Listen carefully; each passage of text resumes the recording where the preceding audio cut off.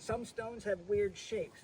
This one's not real flat on the bottom, so sometimes what you got to do is you got to wiggle them until they dig into the ground. Like, this one's not bad, but if you shake that, you always want to check it north, south, east, and west, because sometimes it'll feel real solid this way, but it could be wiggly the other way. Now I'm going to tell you something that you need to pay close attention to. If I put the next one on there and it's got a little wiggle, the next one's got a little wiggle, just remember 1/4 of an inch of movement here is about 1/2 foot up here, which means it's going over. You understand that? Think of it, if you put a broomstick on here, if you only move it 1/4 inch at the bottom, that broomstick will be way over here. So you have to go through the foreplay process. So when you're putting a rock on, say I want to put this on there, and another tip for you, something counterintuitive, you'd think a flat stone would stack on there real good. They don't. 2 flat stones together almost always never work, because there's just enough friction? they don't match perfectly enough to bite. So you always have slop in them. So flat stones on flat stones actually turn out to be harder than it looks. So if you get the second stone up, I mean, this is too, you always want to use the biggest stone you can at each level, because then you can go higher. You put it on. Now that's very dangerous, obviously. So the foreplay is looking around to see, there we go. So we got a problem there, so let's see if we can find a better spot. There we go, north, we still got a problem. It's getting it. So you just have to keep going and see if you can find, that's not too bad. That'll get pinned. If you can put weight on it, and it won't rock, but it still rocks. So that one right there will be a problem. If you say, oh, I'm just going to go with it, trust me, it'll come over on you. So you might have to say, well, how about the other side?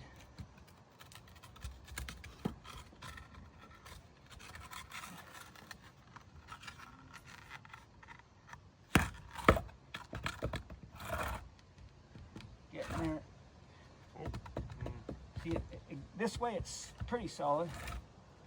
Get in there. That's about as good as I'm going to get right there. Now, see, there's a tiny bit of wiggle, but when you pin that with another rock, it won't wiggle like that. So these are like value decisions you got to make. That's the foreplay process. If you can't get it to where it's safe, you got to go find another stone. That's, if you keep going, that's when you're not listening to your soul. The rest is up to you to figure out. Just try not to do it here. Okay, then you just keep going. Now, the other mistake people make all the time is they only think about the surface they're stacking. You always have to think one step ahead. Because if I find a stone that looks real good, maybe this one, but I don't turn it over and see what's on the other side, you might have something that you can't stack on. So I'll watch people struggle for 20 minutes to finally get it there, and then they got a rock with a peak on it. It's like, okay, the only thing you can put on that now is a pebble. So you always have to think one complete step ahead, because otherwise you can't go any further. And the bigger the stack you want to make, the more careful you got to be that you have what I call a stackable stone. Is that clear? Yeah. So the first stone is the most important. Go through foreplay. If you can't find a good relationship, remember this works in life too. In the beginning of a relationship, if the going's bumpy, that's a prediction of the future. A healthy relationship grows like grass. I met Penny 4 days later. We were engaged. I've been married 28 years. She's just like God's gift. No effort. But there's a lot of beautiful women out there that started being a pain in the ass and they got their walking papers. Okay? It's called the 90-day layoff. The instant a woman starts getting between me and my work, that's it. Penny, completely the opposite. Angie, let's fucking get it on, dude. I wouldn't be living here without those women. This is not a cheap place to live. We don't have the luxury of hanging around pretending we're rich people. I have to make ends meet every month, and it takes partners that can kick ass. So all I'm saying is everything you learn out here goes right into the house, right into the job. It's all about relationships. And if you don't learn good relationship skills out here, I can promise you I already know what your life looks like. And many have tested the theory with me. I've watched them stack rocks. Here's another little lesson for you. By the time you've done a few rock stacks, you'll notice it'll always fall over at the same stone. So the people that rock stacks fall over, and the only thing that's left is the first two rocks, have a third chakra disorder. That's where they made the mistake. That's why it fell over. If your fourth stone falls off and your bottom three, it means you got a heart problem, something unresolved in your heart. These stones will mirror you back at the psychic level and the physic level. I'm saying, I just watch. You know, there's somebody who's got unresolved love issues, and I walk right over. You're wounded in the heart, aren't you? Boom, tears come pouring out of their eyes. How do you know? Your rock stack just told me. I'm telling you, it's true. Your psyche's imprinting itself on everything in the environment. So the rocks will teach you about how to have healthy relationships. And they don't file for divorces, but they do take fingers, they do break bones, they do take teeth. Okay?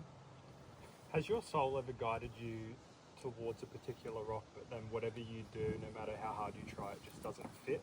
Yeah. Yeah? Yeah. You know why? Your soul's trying to teach you to have patience. It's trying to remind you it's supposed to be fun.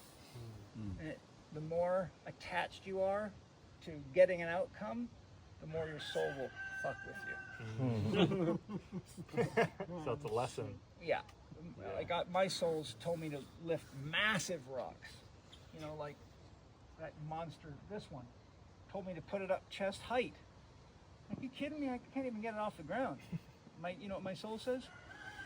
Be creative. Who said you had to lift it? You want me to roll it up stones. Now you're learning. So your soul will push you to challenging situations that will make you literally sit, and you'll have to come up with a completely new way of doing things. I'll teach you a lesson about the self. Jung is right when he says the self always carries as much polarity as possible. If you think being Thich Nhat Hanh doesn't come with problems, you're an idiot. If you think being Eckhart Tolle doesn't come with problems, you're an idiot. The point is, the self is interested in maximum growth. The more centered you get and the more balanced you get as an individual, the more the problems come at you.